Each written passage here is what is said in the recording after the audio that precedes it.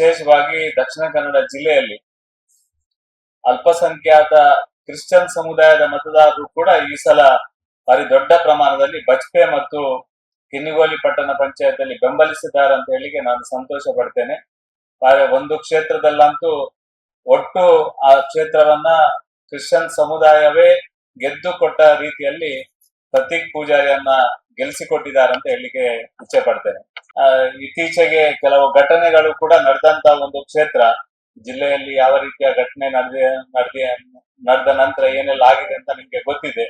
ಸುಹಾಸ್ ಶೆಟ್ಟಿಯ ಆ ಒಂದು ಹತ್ಯೆ ಆದಂತ ಒಂದು ಪ್ರದೇಶದಲ್ಲಿ ಯಾವ ರೀತಿಯ ಭಾವನೆಗಳು ಬಂದಿತ್ತು, ಯಾವ ರೀತಿ ಆಗಿತ್ತು ಎಲ್ಲವನ್ನ ನಾವು ನೋಡಿದ್ದೇವೆ. ಈ ಜಿಲ್ಲೆಯ ನಂತರ ಆಡಳಿತಾತ್ಮಕವಾಗಿ ಈ ಜಿಲ್ಲೆಯಲ್ಲಿ ಯಾವ ರೀತಿ ಕರ್ನಾಟಕದ ಕಾಂಗ್ರೆಸ್ ಸರ್ಕಾರ ನಡ್ಕೊಂಡಿದೆ, ಈ ಎಲ್ಲ ಅಂಶವನ್ನ ತಾವೆಲ್ಲ ನೋಡಿದ್ದೀರಿ.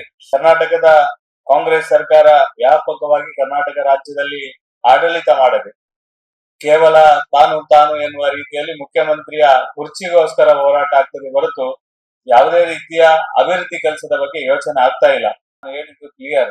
ಆ ಸುಹಾಸ್ ಶೆಟ್ಟಿ ಅವರದ ಹತ್ಯೆ ಆದಂತ ಸಂದರ್ಭದಲ್ಲಿ ಕರ್ನಾಟಕದ ಕಾಂಗ್ರೆಸ್ ಮತ್ತು ಪೊಲೀಸ್ ಇಲಾಖೆ ನಡ್ಕೊಂಡ ರೀತಿಯಿಂದಾಗಿ ನಮ್ಗೆ ಕಾರ್ಯಕರ್ತರಿಗೆ ಮತ್ತು ಒಟ್ಟು ಮತದಾರರಿಗೆ ಅದರಿಂದ ಅಸಮಾಧಾನ ಆಗಿರುವ ಸಂಗತಿಯನ್ನ ನಾವು ಹೋದಾಗ ಉಲ್ಲೇಖ ಮಾಡ್ತಾ ಇದ್ವಿ.